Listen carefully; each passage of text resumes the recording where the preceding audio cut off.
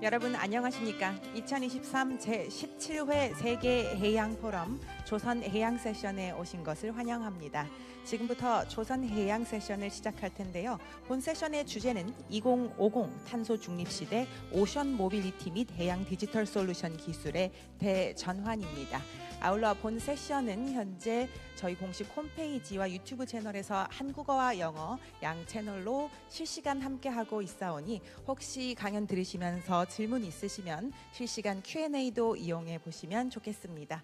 또한 본 행사 한국어와 영어 동시 통역이 제공됩니다. 통역 채널 1번은 한국어, 2번은 영어로 수신기 맞춰서 이용해 주시면 되겠습니다. Good afternoon. Welcome to the shipbuilding session of World Ocean Forum 2023. Now, we are actually being live streamed online on our official website and also the YouTube channel. So if you have any questions, you can leave these questions real time on our channel so we can address them later at the Q&A session. And also we provide simultaneous interpretation. You can use the receivers, tune it into channel number 1 for Korean and 2 for English. Thank you. Now let me introduce to you our moderator. 자, 그럼 자장님을 소개드리도록 하겠습니다. 조선 해양 세션을 이끌어 주실 안광헌 HD 한국 조선 해양 사장님을 큰 박수와 함께 모시겠습니다.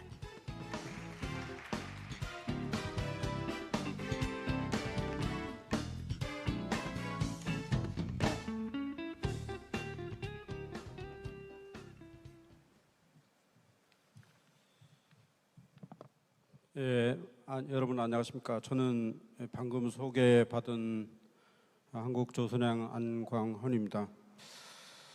이렇게 어려운 시간을 내주셔서 바쁘신 가운데도 시간을 내주셔서 또 대단히 감사드리고 또 여기에 참석해 주신 많은 기업인들과 또 석학들과 전문가들 그리고 포럼에 참여해 주신 많은 분들께 다시 한번 감사드리고 이 포럼이 의미 있는 포럼이 되기를 기대합니다.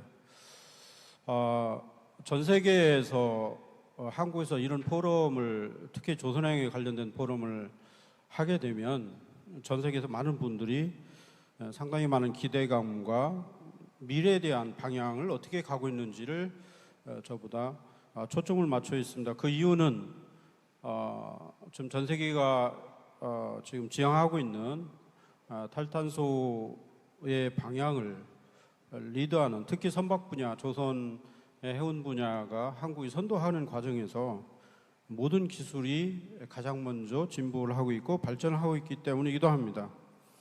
제가 지난주에 일주일 동안 그리스와 미국을 다녀왔습니다. 물론 그리스에서도 포럼이 100여 분이 그리스에 있는 선주, 사주 또 많은 석학들이 참석하는 포럼을 주관을 했었는데 많은 분들이 참석을 해서 뜻깊은 시간이 됐었고요. 또 미국에 간 이유는 전 세계에서 이런 그 탈탄소 중심의 모든 기술들이 어떻게 바뀌고 있는지 또 어떻게 개발되고 있는지를 제가 직접 제 눈으로 봤고 또 미래를 준비하는 과정에서 현재가 아니라 10년, 20년 후에 미래를 준비한 새로운 기술을 개발하기 위해서 MOU와 계약을 하고 이제 다시 주말에 돌아왔습니다. 그런 과정에서 여러분들 잘 아시겠지만 최근 2050년도 대비해서 이미 IMO에서는 온실가스 감축을 물론 탄소 제로와 온실가스 감축을 50% 이상을 하겠다는 의지를 이미 표명한 바 있고 전 세계의 국가들이 모두 다 이거에 동참을 해서 지향을 하고 있습니다. 이에 따라서 우리 조선해운 분야에는 무탄소 연료 선박에 대한 새로운 기술 적용과 또 연료 선박에 대한 운항 패러다임이 조선해양 전면에 등장해서 국제 조선해운업계에서 탄소 중립 달성을 위한 무탄소 연료로서 우리 연료를 떠나서 이제는 모두 다 LNG나 메탄이나 새로운 연료, 그린 퓨얼로 도전하는 방향의 기로에 서 있습니다. 물론 무탄소는 암모니아나 수소나 SMR 등을 통해서 이루어지지만 과연 그 연료들이 탄소 제로를 하기 위해서 또 다른 많은 비용이 투입되기 때문에 이런 것들까지도 우리가 같이 생각해 봐야 되는 것들입니다.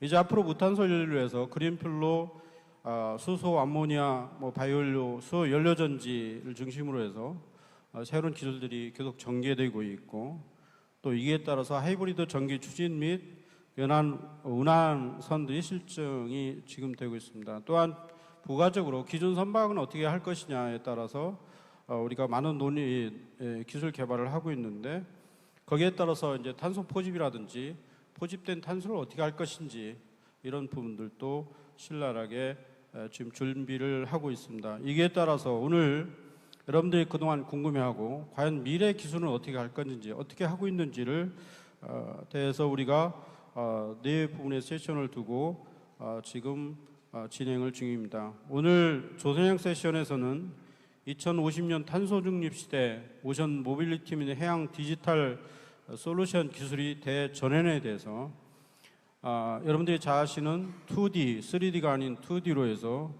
디카보나이제이션, 디지털라이제이션의 변화에 대해서 오늘 심층 있게 다뤄보고자 합니다. 그러면 지금부터 발표자를 소개해드리겠습니다. 그 첫 번째 세션으로서 이강기 교수님께서 발표를 해주실 텐데요. 여러분들은 이강기 교수님은 모든 분들이 잘 아실 거라고 봅니다. 이강기 교수님은 지금 현재 ABL, 오스트리아에 있는 ABL에 부사장으로 계시기도 하고, 그 다음에 클라이프 페더 대학의 교수님으로도 함께 재직 중이시기도 합니다. 현재 또 그 이에 한국 전세계 심학회의 중앙위원 온실가스 대책위원 부위원장으로도 활동 중이시기도 하고, 우리 조선한 분야의 많은 분야에 기여를 주시고 또 글로벌 리더로서의 역량을 많이 우리가 같이 동참해 주시기도 합니다. 오늘 발표해 주실 내용은 탈탄소 대응 기술과 디지털 전환에 따른 미래 조선 기술이라는 주제로 오늘 발표를 해드리겠습니다. 여러분 연사께서 나오실 때 큰 박수로 맞이해 주시면 감사하겠습니다. 이강기 교수님을 맞이하겠습니다.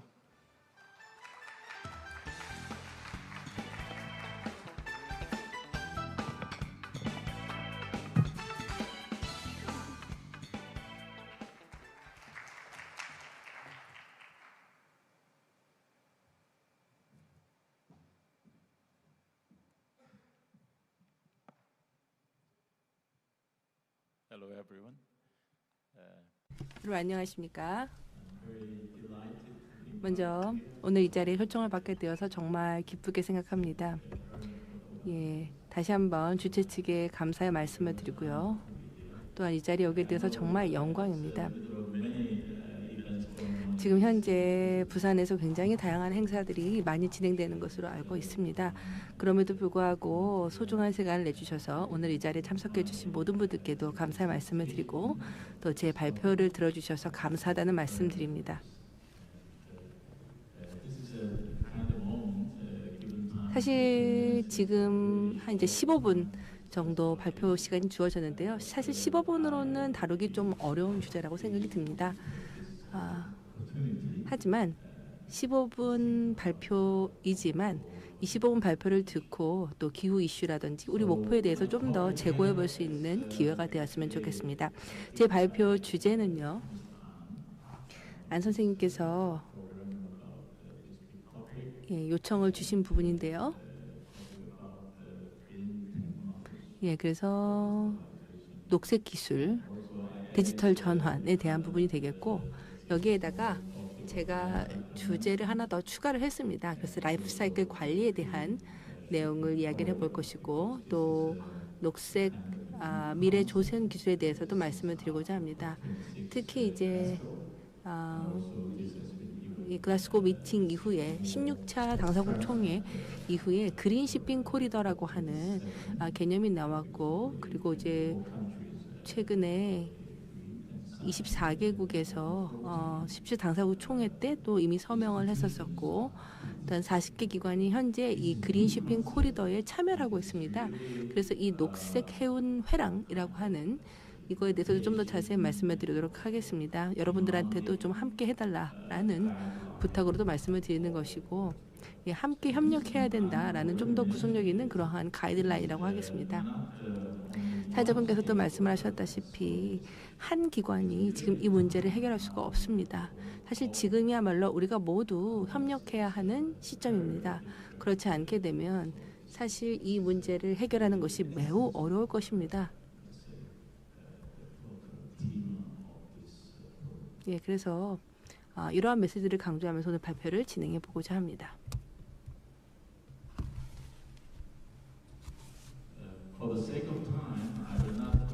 시간을 아끼기 위해서 이걸 다 자세히 말씀을 드리지는 않겠고요. 여기 보시게 되면 현재 어떤 배경하에 있는지, 그리고 오늘 발표 때 저는 어떤 내용을 말씀을 드릴 건지에 대해서 지금 장표에 나와 있고요. 그리고 사실상 이제 많은 업계가 같이 있다 보니까 용어가 혼용되는 경우들이 있습니다. 근데 탈탄소하고 온실가스에 대해서 조금 구분을 할 필요가 있다고 생각이 들고요. 그리고 이미 저자님께서 온실가스에 대해서는 이야기를 하셨는데, 사실 향후에는 탈탄소라는 단어보다 온실가스라는 단어를 쓰는 것에 좀 더 주의를 할 필요가 있다고 생각합니다. 그다음에 현 상황에 대해서도 좀 살펴보도록 하겠고, 앞으로 우리는 어떤 방향으로 가야 될지, 그리고 오늘 세션을 통해서 여러분들이 꼭 기억하셨으면 하는 것이 무엇인지에 대해서 말씀을 드리도록 하겠습니다. 먼저 정리하는 서머리부터 시작을 하겠습니다. 서머리가 너무 일찍 나오는 게 아닌가 싶기도 하지만, 그러나 그만큼 제가 강조해서 말씀드리고 싶은 메시지이기 때문입니다.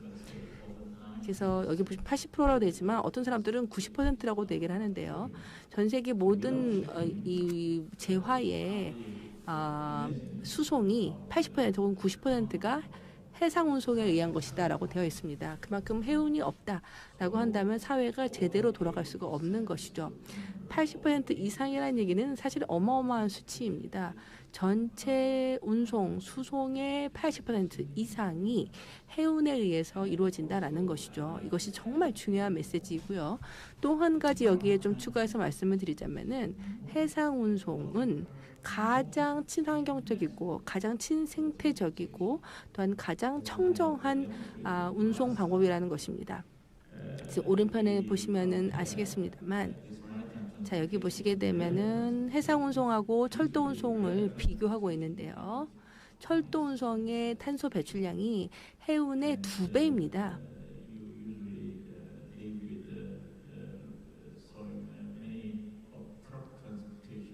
예, 그리고 이제 철도 운송 같은 경우에는 보시면 이제 트럭으로 이어져야 되는데, 이 트럭 운송 같은 경우에도요, 또 많은 이제 탄소를 배출하다 보니까 이걸 다 합치게 되면은 결국에는 해운보다 6배나 많은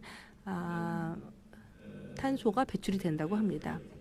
그다음에 항공 운송 같은 경우에는 해운 대비해서 8배나 많은 이산화탄소를 배출한다라는 것이죠. 예, 그래서 지금 여기 보시게 되면은 아주 명백하게 나와 있는데, 결국에는 해운이 가장 깨끗한, 가장 청정의 수송 수단이라는 것이죠. 그리고 현재 이제 IMO 내에서 보면은 외항선 숫자가 한 10만 척이라고 얘기를 하고 있고, 이 10만 척의 외항선들이 전체 배출의 3%를 차지한다라고 합니다. 근데 이제 이 수치라고 하는 것을 어떻게 해석하느냐에 따라서 다르겠습니다만은, 그러나 사실은 이 선박 자체는 또 굉장히 그 배출 원 단위가 높기 때문에, 그러다 보니까 이제 배 한 척 한 척에 이 배출량을 따지게 되어 있습니다. 그래서 가장 깨끗하고 가장 친환경적인 운송 방법인데도 불구하고 어찌됐건 그래도 3%의 탄소 배출을 차지하고 있기 때문에 이 수치를 최소화하기 위해서 우리 최선의 노력을 다할 필요가 있습니다. 그래서 모든 관계 기관들, 그리고 전문가들, 그리고 엔지니어들, 모든 이해 당사자들이 최선을 다해서 이 숫자를 더 낮추기 위해서 노력하고 있습니다. 자, 그 다음에 왼편의 바 차트를 보시게 되면요. 이거는 일종의 미래 전망치가 되겠는데요. 실제 이제 선박의 플랫이 어떻게 성장하는가에 대한 것입니다. 예, 그래서 경제의 평균 성장률 대비해서 얼마나 성장하는지를 보여주는 건데, 경제가 성장하게 되면은 물류도 따라 성장하게 되어 있죠.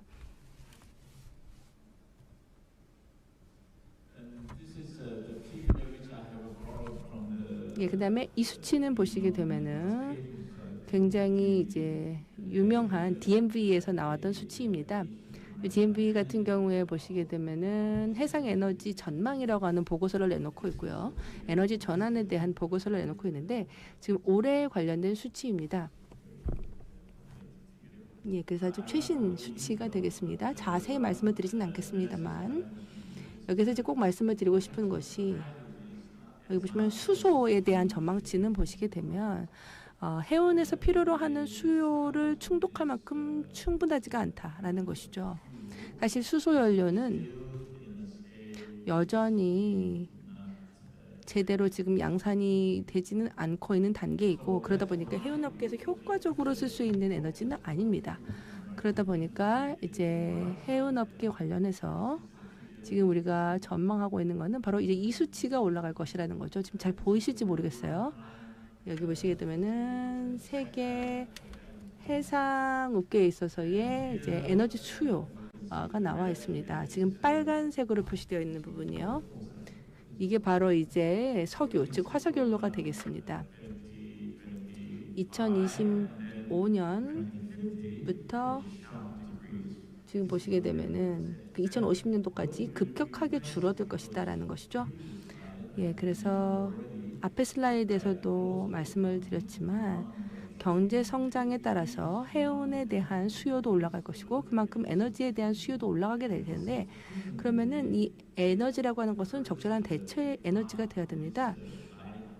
그래서 이 대체 에너지라고 한다면은 일단은 여기 지금 하늘색으로 표시되어 있는 암모니아를 들 수가 있겠고요. 그다음에 좀 더 짙은 색으로 표시되어 있는 게 바로 바이오 에너지입니다. 그래서 바이오 에너지도 효과적인 대체 에너지가 될 수가 있고요. 그리고 그다음에 회색이 이제 천연가스가 되겠는데 천연가스도 여전히 미래에도 계속 좀 중요한 역할을 하게 될 것으로 전망이 됩니다. 그리고 또 최근에 저희가 얘기하는 게 바로 이제 전기연료, e-fuel이죠. 그래서 이 연료, 전기연료 같은 경우도 굉장한 중요한 또 비중을 차지하게 될 것으로 보입니다. 그다음에 건전색은요, 전력, 전기가 되겠는데요. 이거는 청정 에너지이지만 그러나 어떻게 이 전력을 생산하느냐가 결국에는 문제입니다. 그래서 전력이 어떻게 보자면 어느 정도는 좀 한계가 있고 그래서 2050년의 전체 연료 믹스에 있어서 차지하는 비중은 크지 않을 것이다 라고 전망하고 있습니다. 이 부분은 여러분들이 더 잘 아실 거라고 생각이 드는데요. 실제로 많은 이제 규제기관이나 당국들에서 새로운 규제들을 계속 내놓고 있고 이 규제들을 계속해서 집행하고 이행하고 있죠. 자, 그런데 조선업에 있어서는 특히 우리가 주목해야 되는 게 바로 IMO 규정입니다. 근데 IMO 같은 경우에 보시면 처음으로 전략을 이 차트를 통해서 내놓았습니다. 예, 그래서 NEPC 80부터 해가지고 제로 카본이라는 새로운 슬로건을 내놓고 있습니다. MEPC 80에 있어서 이제 결국 중요한 것은 라이프 사이클적인 평가, 전생의 주기적 평가와 관리가 되겠고요. 그다음에 두 번째가 바로 제로 이미션입니다. 그래서 이제 시기적으로 해서 봤을 때 26차, 27차 당사국 총회에서 주창하는 그린 시핑 코리더와 타이밍이 맞게 지금 추진이 되고 있습니다. 자, 여기는 보시게 되면 결국 우리가 봐야 되는 건 뭐냐면은 기후변화에 영향을 주는 모수들, 패러미터들이 뭐가 있냐라는 것입니다. 실제로 이제 많은 사람들이 탈탄소라는 용어를 쓰죠. 그래서 탄소를 흡수하게 되는 부분, 이것이 이제 기후에 이제 긍정적인 효과를 줄 수가 있기 때문입니다. 지금 오른쪽에 보시게 되면은 이산화탄소가 이제 어찌됐건 온실가스의 대부분을 차지하고 있는 것이고요. 그러면은 기후변화에 가장 큰 영향을 주는 건 어찌됐건 온실가스입니다. 즉 온실가스가 지구의 온도를 덥게 만들고 기온을 올라가게 하고 이로 인해서 각종 기후변화를 일으키는 주범이죠. 하지만 여기에서 또 다른 어떤 그 패러미터들도 봐야 됩니다. 즉 이산화탄소의 배출을 어떻게 줄일 것인가 만을 신경 쓰는 것이 아니라 다른 관련된 가스의 배출도 줄여야 되기 때문입니다. 그래서 저감을 어떻게 하느냐에 대해서는 이미 많은 기술적 발전이 있었지만, 그러나 제가 강조하고 싶은 것은 지금 남아있는 다른, 그러니까 이산화탄소 외에 있는 다른 가스들입니다. 이게 이제 전체 배출의 20%를 차지하게 되는데, 이게 굉장히 좀 하이테크와 그리고 협력이 필요한 분야라고 하겠습니다. 그래서 보시면 지금 전체의 11%를 차지하는 메탄이 있겠고요. 그 다음에 우리가 이제 뭐 N2O라고 되어 있어서 웃음가스라고도 부르는 것이죠. 이게 있겠고, 그 다음에 또 3%를 차지하는 거는 기타 다른 가스들입니다. 근데 어찌됐건 여기에서 이 세 가지의 가스들이 실제 배출의 주범이 되고 있다라는 것이죠. 그래서 에너지 추진체나 혹은 선박의 발전 시스템에서 블랙카본이나 혹은 미세먼지 형태로 이제 주로 나오게 되는 가스들이 되겠습니다. 이산화탄소 배출이나 기타 다른 가스 대비해서 이 블랙카본, 그러니까 미세먼지 같은 경우는 상대적으로 배출량은 작지만, 그러나 지구 온난화를 일으키는 그 포텐셜 면에서 봤을 때는 다른 가스보다 오히려 더 강력하다고 하겠습니다. 예를 들어서 이산화탄소를 1이라고 한다면 미세먼지 같은 경우에는 한 900 정도의 그런 그 지구 온난화를 일으킬 수 있는 잠재력이 있다라는 것입니다. 그렇기 때문에 이 미세먼지도 우리가 굉장히 좀 집중해서 봐야 됩니다. 이산화탄소 저감 전략이라고 하는 게 어떻게 좀 더 일반화되어 있고, 이거에 대해서는 많이 잘 알고 있지만, 이거 말고 더 고도의 기술이 필요한 나머지 가스에 대한 저감 기술도 우리가 정말 신경을 써야 할 때입니다. 예, 그래서 이 최첨단의 이제 기술이 필요한 이러한 다른 가스에 대한 저감 분야 같은 경우에도 투자가 필요하고 개발을 위한 시간이 필요합니다. 예, 그래서 이것을 실제로 이제 선박이라고 하는 어떤 산업적 수준으로 양산을 하기 위해서는 쉽지가 않은 것이죠. 그래서 그냥 이 투자가 될 때까지를 기다렸다가 기술이 성숙해서 준비되기까지 그냥 기다려서는 안 됩니다. 우리가 먼저 선제적으로 노력을 할 필요가 있다라는 것이죠. 바로 그 때문에 특히 이제 대규모의 이제 관계사들이 움직일 필요가 있습니다. 저희가 이것을 이제 소위 마스크 효과라고 부르는데요. 예를 들어서 현대 같은 경우에도 보시게 되면은 조선 이제 수주량이 뭐 한 선박 19채 정도 된다라고 하면, 이제 그쪽에서 먼저 이런 기술을 적용을 하게 되면은 다른 회사들이 따라가기 때문입니다. 네, 그래서 에탄올이나 뭐 메탄올 선박들이 지금 이제 많이 개발이 되고 있고, 특히 이제 메탄올 선박이 이제 실질적인 이 가스 저감을 직접적으로 적용한 사례라고 하겠습니다.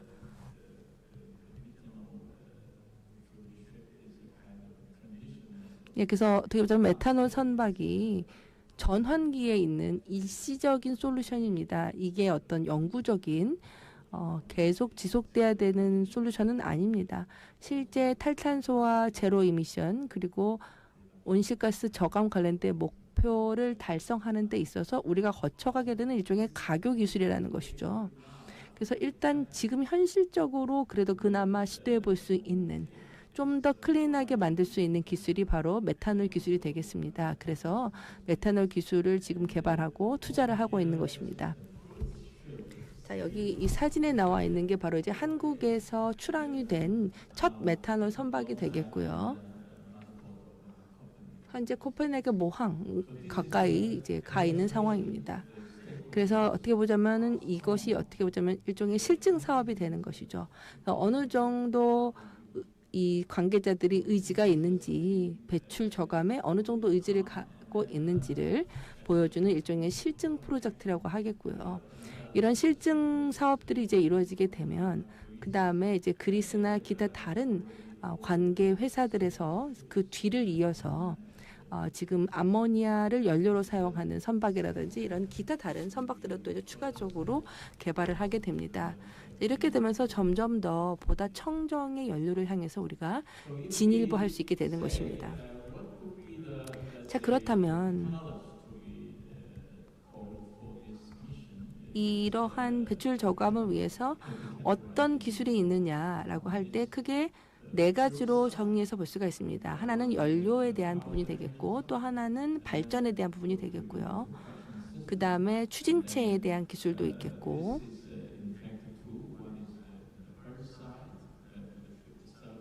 예, 그래서 선체와 관련된 게 있겠고, 그 다음에 선박을 추진하는 추진체에 대한, 즉 엔진룸에 대한 것으로 이렇게 나눠서 볼 수가 있습니다.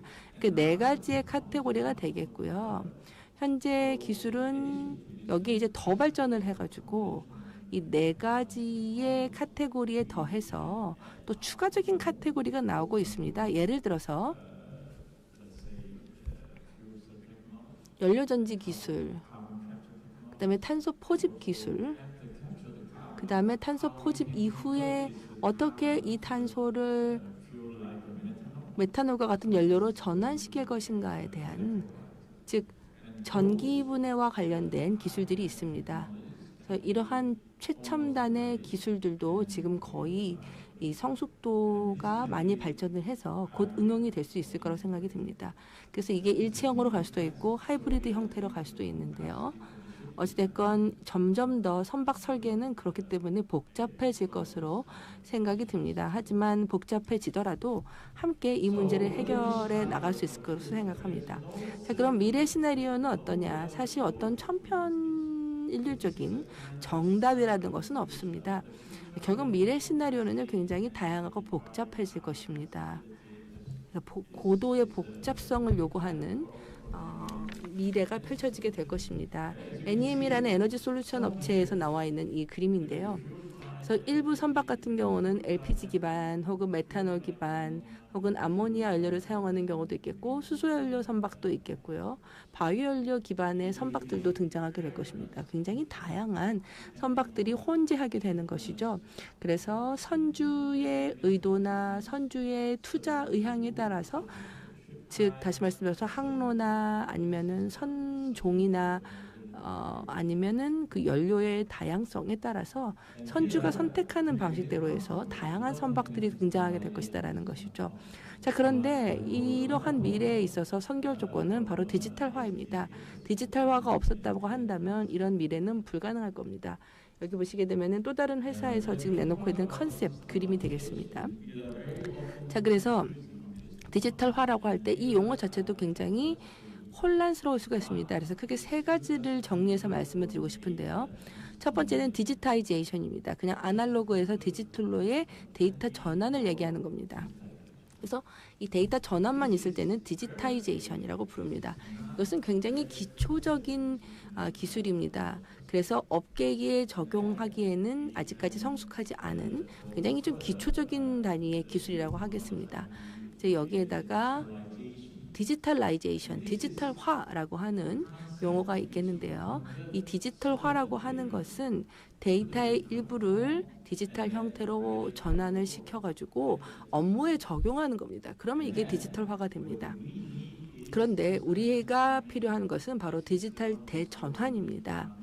이미 안 교수님께서도 언급을 하셨습니다마는, 그리고 오늘 세션의 또 주제이기도 한데요. 디지털 대전환, 즉 디지털 전환이라고 하는 것은 뭐냐면 사람들이 이 디지털화의 기술을 제대로 활용하는 것입니다. 사실 이제 많은 사람들이 디지털화라는 용어를 쓰지만 사실 그 의미는 디지털 전환인 경우가 많습니다. 그래서 실제 이제 디지털화 기술들이 응용되는, 다양한 분야에 응용되는 것이죠.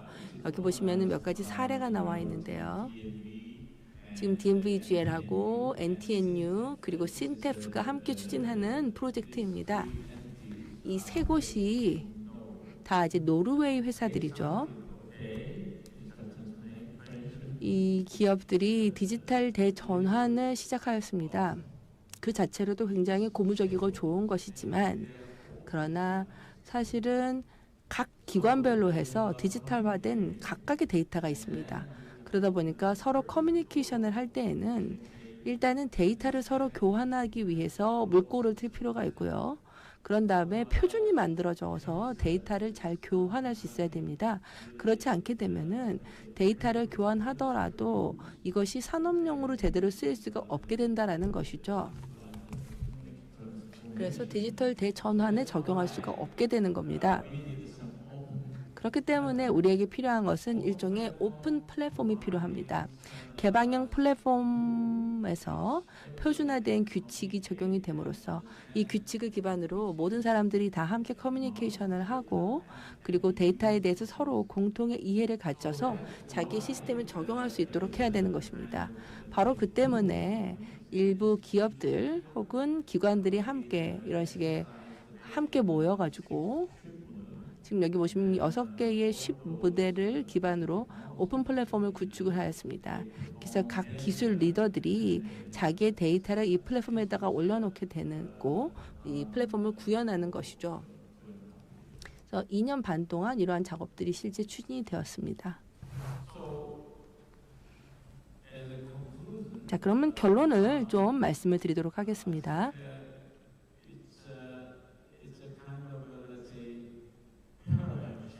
어떻게 보면 지금 우리가 겪고 있는 것은 일종의 패러다임적 변화입니다. 이전에는요, 사실 조선업을 하는데 데이터가 많이 필요 없었습니다. 그냥 속도가 얼마나 되고 어떤 선박이고 어떤 연료 기반이고 항로가 어떻게 되는지 이런 기본적인 데이터만 알면 선박을 주조할 수가 있었죠. 하지만 이제 어떤 전생애적 평가에 대한 새로운 개념이 나오고 있고 또 전동화, 전기화가 되게 되면서 실제 이제 전력을 그럼 어떻게 생산하느냐가 중요해지고 있죠. 그래서 이 전력이 화석연료 기반으로 생산이 된 거다. 그러면 사실 이것은 청정연료라고 부를 수가 없는 겁니다. 그렇기 때문에 전체 프로세스 전반에 걸쳐서 운송의 A부터 Z까지 전체가 다 친환경이어야 된다는 것이죠. 이게 바로 그린 시핑 코리더에서 표방하는 개념입니다. 즉 다시 말씀을 드려서 어떤 것을 이제 운송을 하게 될 때 그러면은 처음에 생산 현장부터 항만까지 어떻게 운송이 되었는지를 보고 그 다음에 항만 업체에서는 그러면 어떻게 이 품목을 취급했는가, 어느 정도 에너지를 투입했는가, 그리고 실제 선적 과정에서는 그럼 어떤 에너지가 사용이 되었는가, 이것들을 다 따져본다라는 것이죠. 그리고 선박이 이제 기항지에 도착을 해서 했었을 때에도 마찬가지로 그리고 그 다음에 이후에 그 소매업체에게 이 물건을 전달할 때까지 즉 전체의 물류 과정 전체가 다 청정연료 기반이 된다라는 것입니다. 그렇지 않게 되면 사실 공을 한쪽에서 다른 쪽으로 넘기는 것밖에 안 됩니다.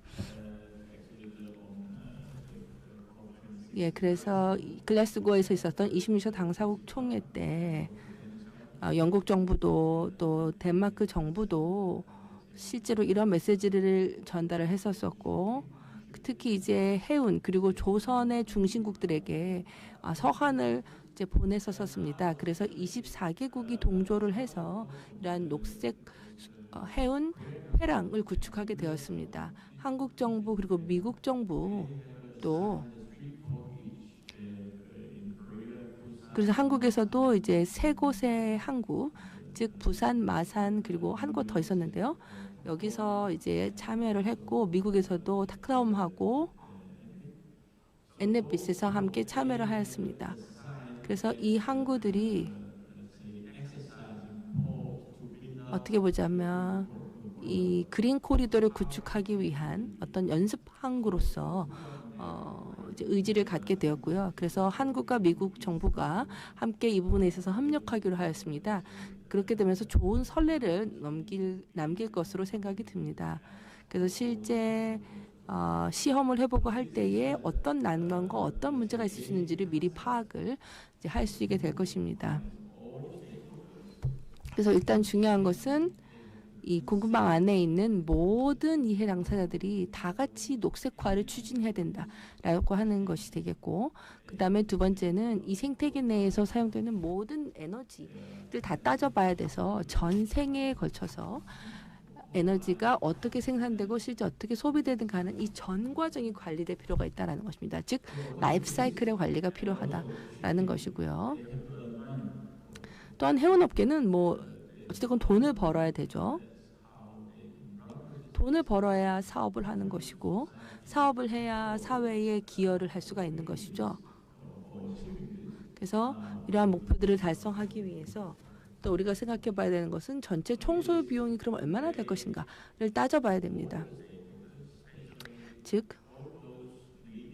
모든 이해 당사자들, 특히 기술 선도 업체들 혹은 수요가 발생할 수 있는 그런 기술을 갖고 있는 업체들이 먼저 의지를 가지고 이제 이제 조선업에 있어서 의지를 가질 필요가 있습니다.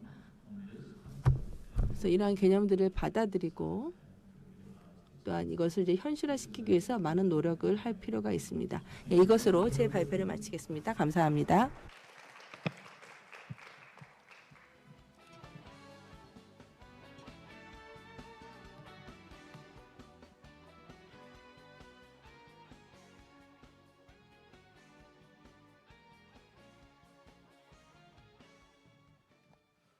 지금까지 좋은 내용을 발표해 주신 이광기 교수님께 다시 한번 큰 박수를 마시기 바랍니다.